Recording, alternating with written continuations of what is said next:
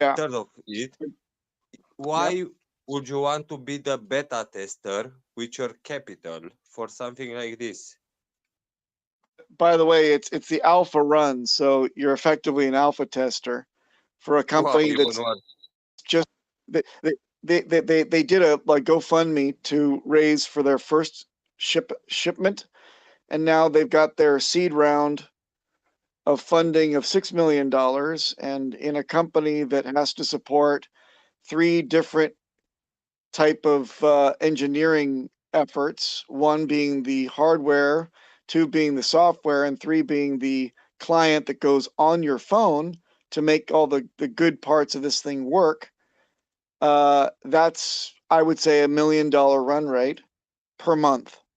So you've raised $6 million. And what you do is you try to get more, you spend all that on on marketing to try to shill it to very important crypto communities like Hex to try to build up your order book again so that you can go out and get your next round of funding.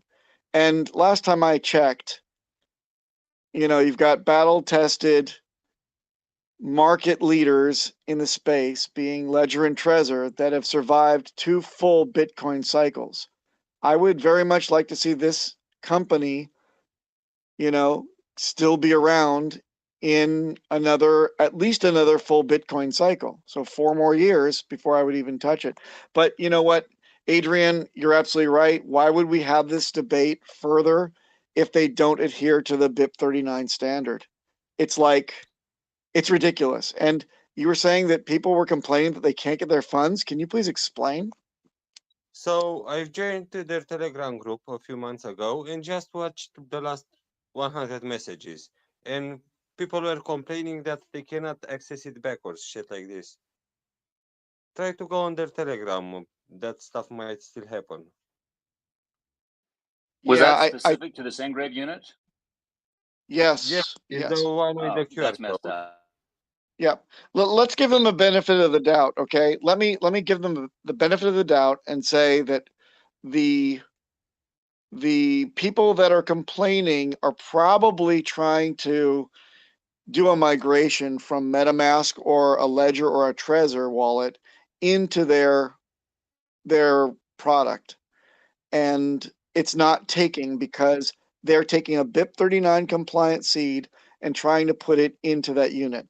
The next criticism, and there are many, is that passphrases are on their roadmap.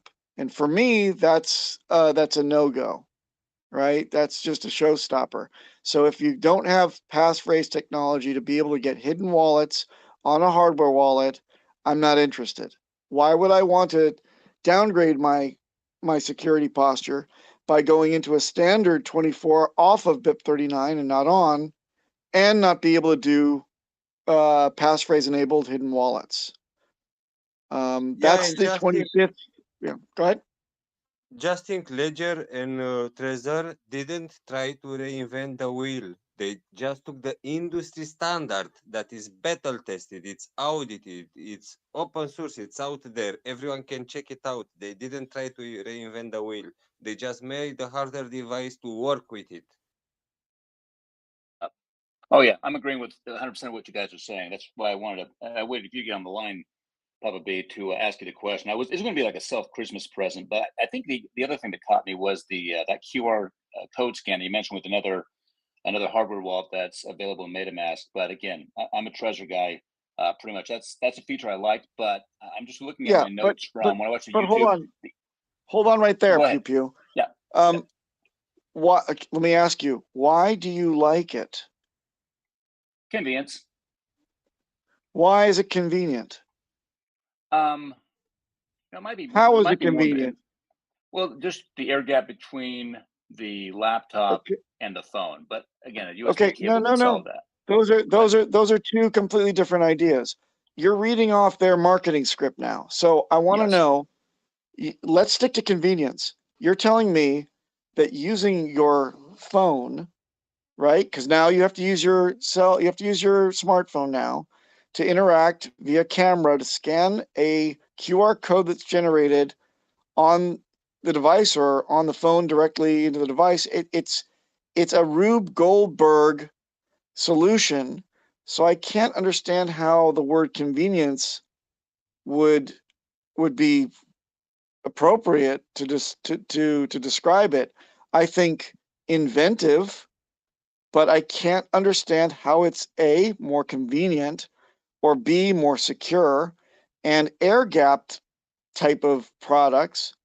And I come from an industry that secures what companies really determine as air-gapped, and that is autonomous machines and closed networks that never touch the internet and are never upgraded. They're built and they simply work. Normally, those are in binary type of situations, right? Like pulpits that have to be hardwired and machines that go on and off, and unless they break down, they just got, they continue to work and they don't even touch any outside internet. In this case, updates have to be provided into the machine, right? Upgrades and updates have to be, somehow introduced into the unit. And they're introduced through probably the riskiest of all vectors, and that is through a SD card. SD card makes the connection, downloads whatever kind of updates there are, and then you put the SD card into the device, and that's the way it gets done. That actually breaks the whole idea of air gap. Do you understand? Oh yeah, perfectly. I understand exactly what you're saying, and you're right as well. They in their instructions or in their promotional video, it's like before you do anything, make sure you upgrade the firmware, and that's always a red flag for me. I'm not sure about you, but I've bricked more than one device with this great firmware upgrade before. Those always make me hesitant. But yeah, I didn't think of the SD card aspect since it has no other means of connectivity. Yeah, that is a problem. Right. It's like if I tell you, it's like you're at a bar and you're like, I'll give you $1 if you can, pick up this quarter that's underneath the over tipped glass of water. You know that old bar trick where you put the dollar bill under the water and you're able to extract what you need. You take it off the thing, you drink it, and then you win the bar game. It's that type of claim that they make, and I truly don't think that they are trying to mislead. I just think that it's a constant and common abuse of the definition of air gapped. And you're attracted to it because the concept is that it's more safe. But in this case, you've actually opened up different ways to get screwed, and that is now you're depending again back on your cell phone as part of the solution to make it go. You've got two independent units that work with a third, which would be your PC. So now you've got one more point of failure, one more attack vector, one more, or several more attack vectors, right? Yeah. I think, like, again, I think I would categorize this as a Rube Goldberg type of solution.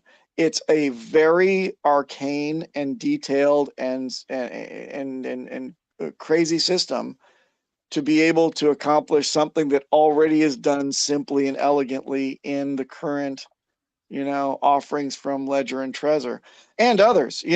Look, I'll be the first to say I would be so excited when we see something new, a breakthrough, that even somebody that comes out and says, I've got this device and I've perfected it so it does the exact same thing that Ledger and Trezor do, but it only takes, one biometric button hold to cycle through things. And even like elderly people with fat fingers can operate it, and it's just beautiful and it's cheap, right? If it's faster, quicker, cheaper, more secure, I would love it. I'm on the lookout for that type of technology so that I can onboard people securely into HEX. But this ain't it by a long shot. I mean, I want to go back to the fact that it doesn't conform to the BIP39 standard. Like, why would you ever want to use that if you're tied to that company? Like, you can't migrate your shit to any other wallet if that company goes out of business and your device dies. Oh yeah, You're so that's the screwed. primary red flag I had, was because they were using a series of numbers, like 18 instead of a seed phrase. They had a didn't even look alphanumeric; it looked numeric only, which kind of threw me. Hence the question. Well, okay, so here's the thing. Chinese. Go ahead. So here's the thing. So here's some information. Like the letters that the words that you get correspond to a number. So the system translates the word to a number, and then the algorithm that does the BIP39 standard uses the number. So it's possible that they're just bypassing the word part and they're going straight to the number part, which the word part is kind of a thing that makes it easy for people to get their seeds back. That's why it's so widely used. So, like under the hood, but like what algorithm are they using under the hood? Right? Yeah. Now there's the questions downside, there. I like your analogy, and you're right. But if all the numbers are 6 digits or 8, I can't remember if there were 6 or 8 or something, that means they're limited to words with that many letters in it. So I don't see how that translation would necessarily happen based on the little bit I've seen and listening to you. That makes sense? Oh no, because it's literally like the numbers in it's 1 through 20. What 2048? 26. 26. Oh, okay, yeah. So it's like those, and those numbers correspond to words. But if all but if they're using a completely different number system, they're using a completely different number system, they're just like off in left field doing their own shit, and I would never ever want to use them for anything. Yeah, makes sense. No, I appreciate the input, guys. One more thing. Please. It's a soldered together black box from a young company. And at least the Ledger and Trezor, do have a vulnerability, and that is that they can be reverse engineered by reading from the chipset should a sophisticated attacker be able to get the device from you. In this case, there's a lot that can go wrong under the hood, least of which is that ticking time bomb of the battery. The battery will fail, and we don't know if that will cause pressure against the chipset for complete failure. We know that the Ledger Nano X does fail completely when that battery fails, as in you can't put a USB cable in it and get joy most of the time. So I wouldn't do anything with any rechargeable anything. Now, look, I bought, and this is interesting. These guys, with their novel approach, attracted a competitor before they even shipped out their alpha production. The ones from China incorporate pretty much the same technology, but because they were closer to the production line, they could come out with something quicker and cheaper, and they actually beat them to market. Same type of idea, but they do use BIP39 on that device. The problem is, because it's Chinese made, it's a no-go, right? Because it's anything with cryptography incorporated in it has to actually register the keys for all, and the methodology of decrypting it, anything on that device, if it's made in China, and these firmware is made in China, and it gets loaded with the firmware in China, which that competitor does. But what I found interesting was they attracted a competitor before they could even ship out their alpha product, which means they may not hold patents. Interesting. Yeah, and you're right. China is a hard no. These guys aren't China. These guys are Belgium. But what I'm saying is a unique company that was a competitor to these guys came out with a similar jury-rigged, cheaply made competitor carbon copy of what they were thinking about doing. It's funny that the Chinese actually had the smarter approach and used the BIP39 standard. I mean, what the hell? No, I know it is. I'm not an engineer, but it seems like it'd be more simple in development to come up with a compliant standard as opposed to inventing your own and then reverse engineering that to make it widely more acceptable and usable with MetaMask, right? From a business standard, from a business perspective, it was foolish not to comply out of the gate. It's proven technology, has not been hacked, has not been, the algorithm the cryptographic algorithm has not been cracked. So if it's still intact and it's still widely used and it's reverse compatible across almost all solutions, why would you go for a 127 volt system when we're all standardized on 110? Yeah. And by the way, with my startup business background over the last couple of decades, I think your estimated run rate of $1 million a month is probably a little bit low. I think they'll run out of gas sooner than that. I was being kind because you've been got very three. generous. That's what I thought. Yeah. I've worked for hardware, software, and services companies, and I'll tell you, and we actually had a client on one of the secure comms, not secure ops, secure comms companies that I worked for, had all those goodies, and I know we burnt through a shit ton of money. So you don't go out for 6 million and say, let's go for it. They're getting that 6 million to prime the pump, to enter into some marketing, to get influencers in communities to start shilling the shit out of this stuff so they can build their backlog and they can go out for a real round of funding. I think they're going to probably need something between 100 to 120 in their next round of funding, and they'll burn through that too. I think he said 600 million, I think. Is that what who said 600? Pew pew. No, 6 million. 6 million. Yeah, the initial when I heard the $6 million seed round raise, I thought, okay, well that's marketing. What about production? See, so now that I was thinking the same thing. So you and I are on the same page. Oh yeah, I know how it works. Marketing, their job is to eat money. Sales makes the money. Marketing eats it. So 6 million, that's enough to whet the appetite.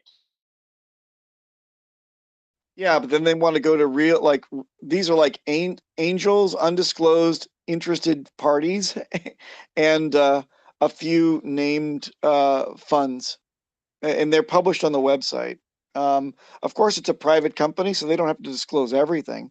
But when they claim that they got 6 million, I can guarantee you that that's probably close to already being absorbed by all their overhead because they haven't shipped. I mean, they started taking pre-orders before COVID hit. Yeah. I didn't see that $6 million amount. That would have been a hard no. But no, that's great, and I appreciate your other insight as well, because I wasn't sure how to interpret the numeric seed phrase that we talked about ad nauseum here, and everything else. So I think I just got distracted by the shiny screen. I mean, I'm a boy. I do get distracted by shiny objects, obviously, but yeah, I'll stick to the treasures. Yeah, man. There's okay. So I'm really hard on this. No, well, hey, security is number one, dude. Without security, you got nothing. Yeah, it's not. Look, let any competitor with something new and shiny season themselves in the market for 4 more years to catch up to whatever's going on now. You can wait. I think that the Ledger and Trezor will hold up for 4 more years, no problem. And then let the competitors that are introduced now season themselves in the market for 4 years, prove themselves, battle hardened, track record, no exploits, right? For 4 years. Don't be the guinea pig. And we'll talk then. But there is one good thing about it. And I'll tell you one great thing that you can do that is not really germane to our little thing of ours here with Hex and Pulse and PulseX. And that is a 4-inch display that you can see your NFTs, your little JPEGs will display. So when you go into the NFT conference, you can flash your golden ape for clout and be happy. You can actually show it to somebody.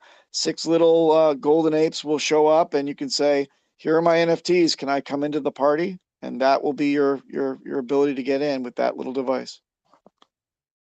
It wasn't a landing. It was a touch and go the runway. Touch the runway and go up again to the stratosphere.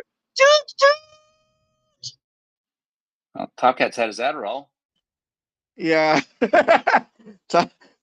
Top Cat believes that trains have wings, I guess.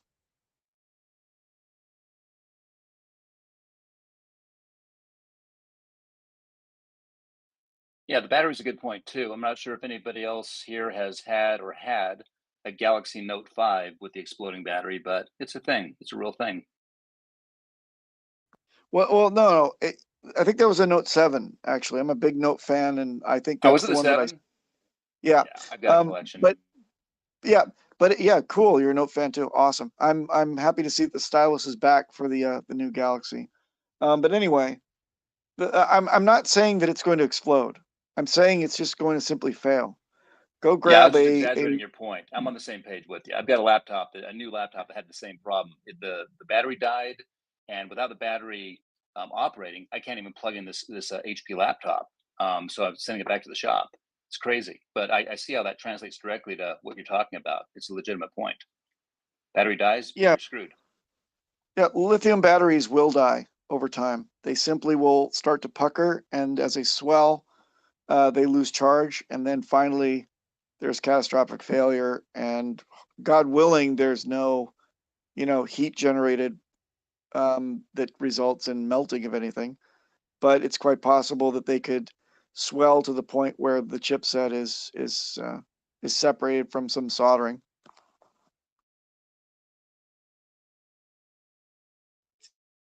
It's a time bomb, and I wish they wouldn't have done that.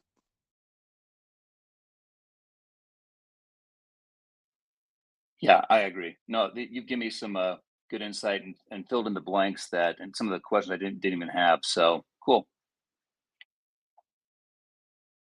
I really wanted to love it. And if it wasn't $400, I probably would have bought it just to play with it, but I wouldn't have trusted it as my, with my funds. I bought the Chinese competitor one because it was $100 so that I could kind of play with it. And now I keep it in, I keep it in a electronic field, bag, and A I little keep it in Faraday my box, safe. a little Faraday bag. Exactly. I Yep, keep it I got in a couple of that. those. Yep. I keep it in that, and I keep it in my safe. Number one, because you never know if it's got lots of real estate on board. It's a repurposed old secure communications handset out of Guangzhou. I know exactly which style it was because I saw it in Barcelona probably around 7 years ago. And the same guys out of Guangzhou were using it as a secure communications device. And they've repurposed it this time for that silly operations uses, and that's why they can keep the prices so damn low. It's like I know what you're so $100. nervous about with it. It sounds like it's a solid device. Yeah, right. No, Yeah, a it's a Tradecom listening. communication device turned crypto device. Do the math, Yep. right? Well, no, it's a listening device out of China, is what I'm afraid of. Yeah, exactly. No, I hence the Faraday bag. I'm completely with you. My tinfoil hat probably matches yours, but it's there for a reason. I had to have it just to play with it because it's funny, but the same people in our community that are going crazy about Engrave just happen to be backing that one with the same type of fervor. And yeah, I felt that I had to have one just to kind of play with it, to know thy enemy. And yep, it's as shitty as I thought it would be. Yeah, that is the literal time bomb. Well, again, it's probably serving its primary purpose to be a spy device, so it's probably doing that well. And Yep. I'm not even being really facetious in saying that. No. I mean, you'll never know for sure. But like I said, anything made in China, where anything that holds any kind of cryptographic technology, that's a no-go. Anything that has any memory to it that's made in China, storage made in China, anything like that, I would steer clear when it comes to crypto or storing any kind of information. I've always wanted to ask you this. It's just a random question. I mean, I'm a Mac guy. I hate the iPhone. I've got one begrudgingly as my backup device, but I love the PowerBook. Anyway, how do we know definitively they're not made in China? Because I know they've got assembly plants at least in China. How do you I know you're positive about the Mac, but how do you, I guess, confirm your opinion of that? Ah, That the Mac okay. is solely Let not me say Chinese. something. Go ahead. Let me say something. Firstly, iOS just released a new update that fixes 39 security bugs. So update your iOS. We'll do that. Nice. But to answer your question about how can I sign off on Mac when certain components can be made in China? All right, I'll put it to you this way. Mac has got so much, Apple has so much at stake, and such big contracts in the United States that if they didn't watch their supply chain and their assembly lines like a hawk, then they would have, they would lose all of those contracts. They would lose the confidence in the market. They would, one person says I got hacked because there was a reverse engineering hack and somebody soldered on something bad, or this thing got registered with the Chinese state and they stole all my whatever, or they harvested all my data and I can prove it. The minute that comes out, Apple has a problem in the market in terms of confidence. So they've invested a lot of time, energy, and money in making sure that all that stuff is accounted for. Number two, it's the tail wagging the dog. They employ lots and lots and lots of people. I mean, all the components manufacturers in Shenzhen, pretty much like 80% of them, just for like the screws and packaging and all the stuff that they still do there, and not Vietnam, rely on big contracts with Apple for their bread and butter. And that feeds back to the Chinese state. So the Chinese state doesn't want anything to disturb those contracts. So that's the other method that you got to think of. The other aspect of them not fucking with Apple, right? And then finally, the fact that nothing's been reported.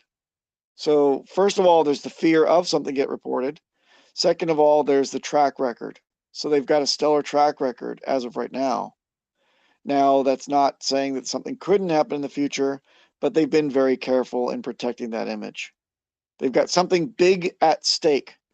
When you talk about a little player with $6 million worth of, funding, if they go out of business, they just shrug their shoulders and say, well, under Belgian law, we're only liable right here in our limited liability company for the amount of money you paid for the device. So we'll give you your money back. Sorry you lost all your crypto. But when it comes to Apple, if you get a class action lawsuit, they got deep pockets.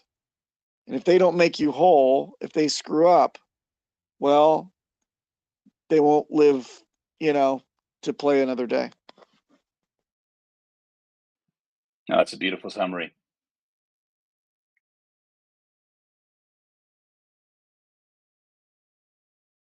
That's the same with any security company. You have to ask yourself, what do they have at risk? Because you have to trust somebody. Adrian has said it many times before. There's so many points. You don't live in a trustless system. It's not truly trustless. You trust lots of different players on your way to playing with your crypto. So just ask yourself, what do each of these hops have at stake? And is it substantial? And if it is, then that trust has a dollar sign on it. You want to have that dollar be as big as possible.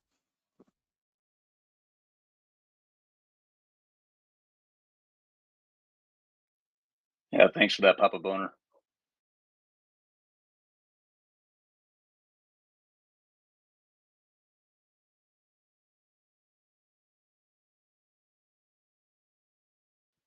And thank you, Adrian, as well. You're welcome. Hey, Papa, I got a question. Yeah, man. do we have anyone in our team that actually works in something similar like coin market cap, but for all the cryptos that's gonna launch in Pulsechain? Because from where, let's say, you're gonna source all the addresses if you want to make swaps in the coins in the projects that are on the Pulsechain, and how we're gonna actually find which coins are on the Pulsechain if there is nothing like coin market cap in Pulsechain version. Yeah, there's Pulse Hot List, and I believe that some third parties are working on their own ranking sites.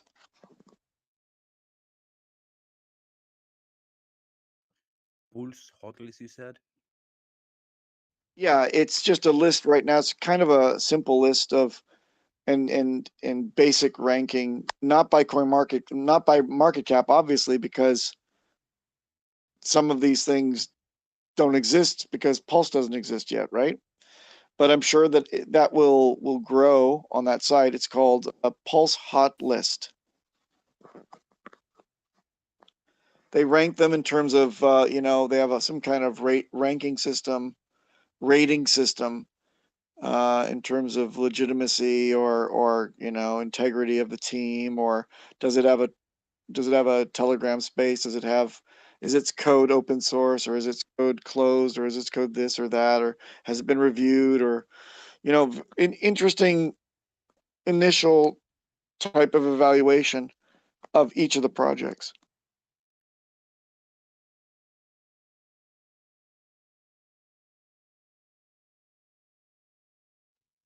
Then there'll be a coin ranking site is in the works. At least one player in our community is looking into releasing something like that, a replacement for coin market cap with only Pulsechain in mind.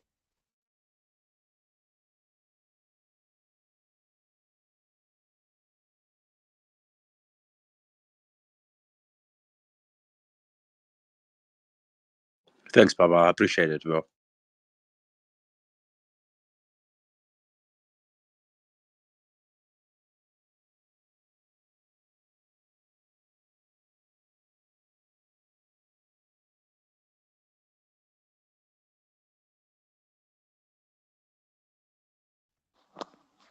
Yeah, Hex is at, I'm seeing 4.88 cents. Was Top Cat right? Did we actually hit 5 cents?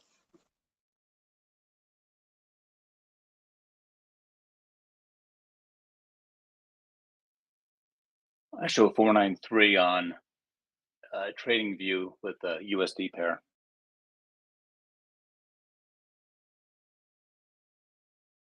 Man, that's sexy. If we're trying to get to testing 5 cents, that's delicious. Yeah, I think it's time to see the uprise now. Very soon, very soon, very soon. Lucas, was it you that opined that you think that after 10 cents, Richard it would be like perfect for Richard to pull the switch if he was looking at actual prices, right?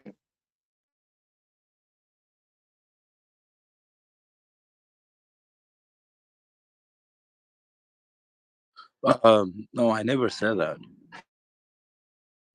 Somebody came in today and said that they're just putting their wet finger in the air and saying that if Hex hits 10 cents, and if there were any, influence price wise on any good time to launch, that would be an excellent time because it coincided with certain things in the market and certain things with Hex, and we'd only be 5.6x away from all-time highs, and it would just look great. I think this is wonderful right now, just to putt around 5 cents. That'd be nice as our next plateau. Like my honest opinion, and it's not like advice for anybody. It's just my opinion, honest opinion. Is I generally look Hex as a store of value. So if you have actually assets in liquid and you want actually to generate very and like put your money in work and generate more money, regardless what's the price of hex. Just doing it hex, man, you're just gonna get money. It's a way of getting money and not like really risking much. Only the hex coins, because still you're gonna just generate that percentage, the 38 APY in Bitcoin. So so if you look at it as a store of value, there is nothing really to worry. If it's 5 cents, if it's 2 cents, if it's 1 cent, and if you take it only on the side of what's mechanics and why the price goes up, in the long term, you're definitely not going to be in loss because everyone is buying and staking. So how is it possible to dip more than that? Very good point.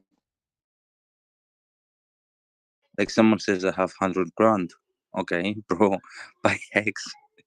You know how much money you're just gonna generate on passive income? Like it's unbelievable. Like people don't even believe it. People call it a Ponzi scheme. People can't still even believe it because it's like what Richard did is like he innovate this project in like such a way that people actually call it Ponzi scheme.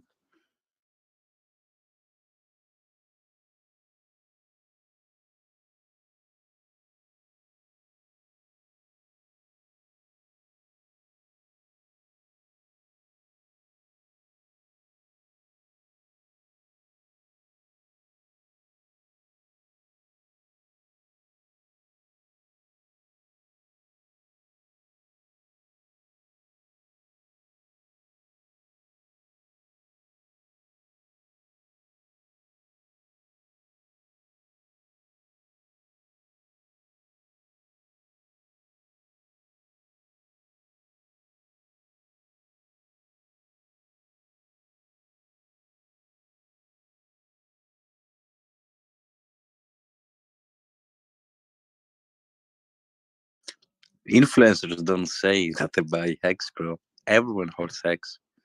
Every smart uh, person that is into crypto and really knows about crypto buys Hex. They can talk shit about it. They can talk shit about PulseX and Pulsechain as well. But everyone bought.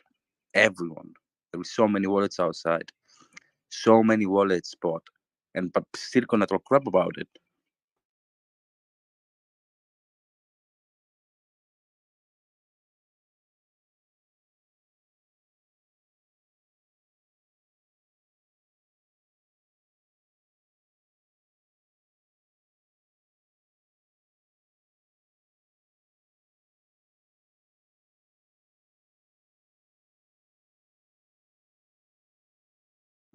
I think even if it was £1 now, or £2 or $5, it's still very good time to buy, regardless of price, because what's coming next with Pulsechain and the ratios that you're gonna swap your hex, that it's gonna be very good ratios. You're still gonna be on the winning side, regardless of what's the price of hex now, because it's not going to be about, oh, what's the price of hex, oh, it's 2 cents, okay, let's do this ratio. It's going to be what's hex in general as a crypto and what the money has and what's the price appreciation, and we're going to give this ratio, so you're going to get, let's say, more PulseX or Pulsechain, very good ratios.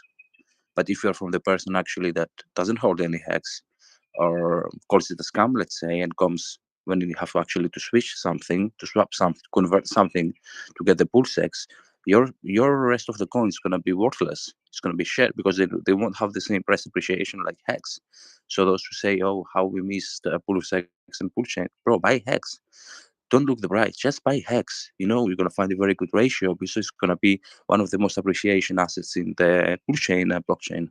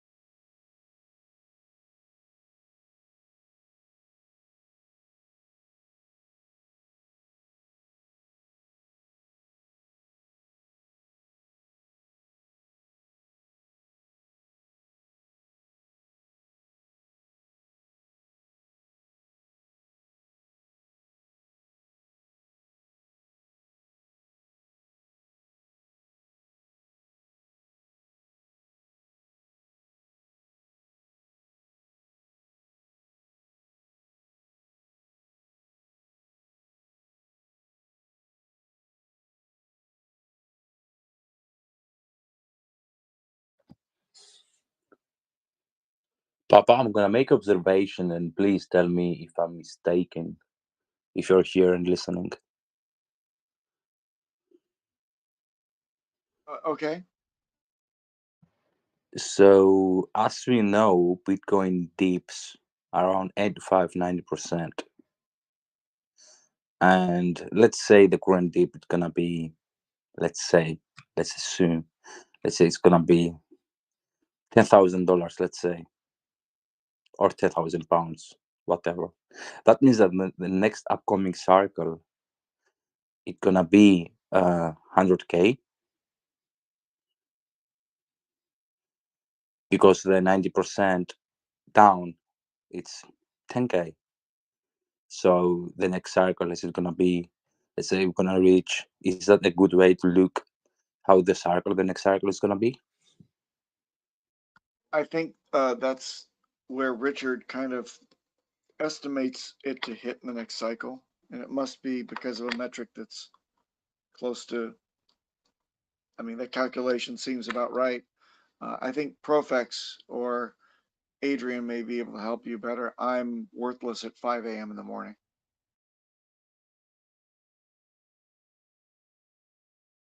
Sorry, I was reading something on Stripe.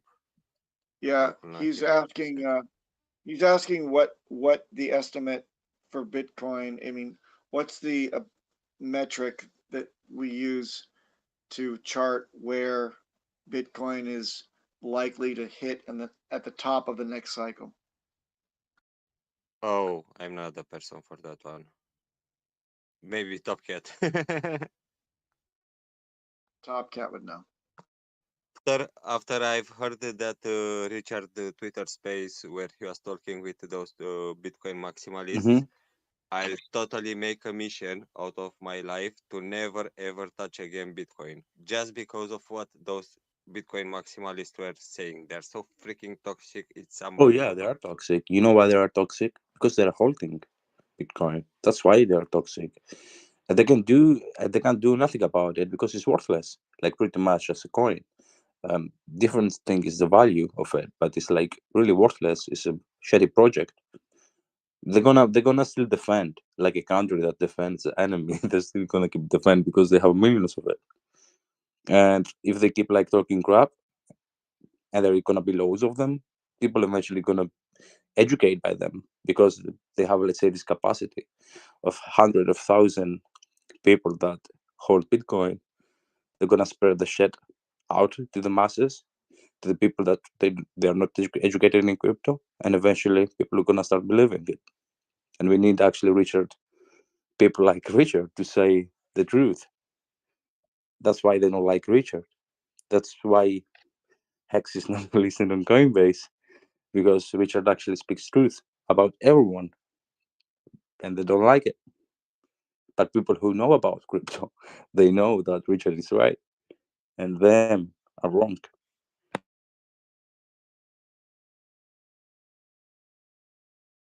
I never bought Bitcoin, and I'm not gonna never do it. Like never, bro. Never. Never. If you understand crypto, you know that this whole like scenario of what's the real value in crypto is, Bitcoin is like shit. It's like garbage. It's garbage.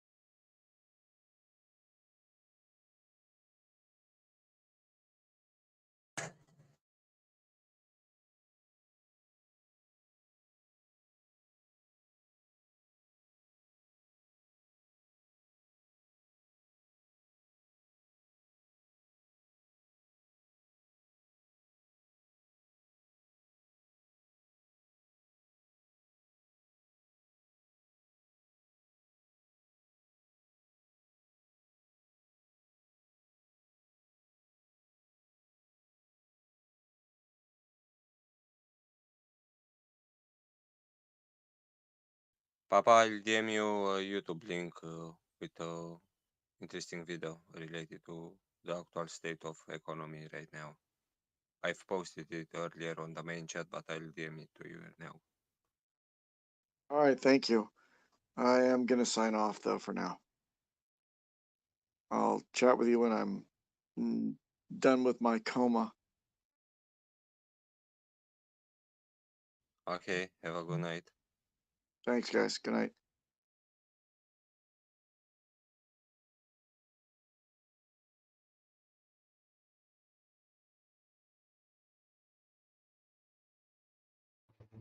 Good night, fine sir. Crypto drone, long time no see. Yeah, my fiance has flown in 2 weeks ago.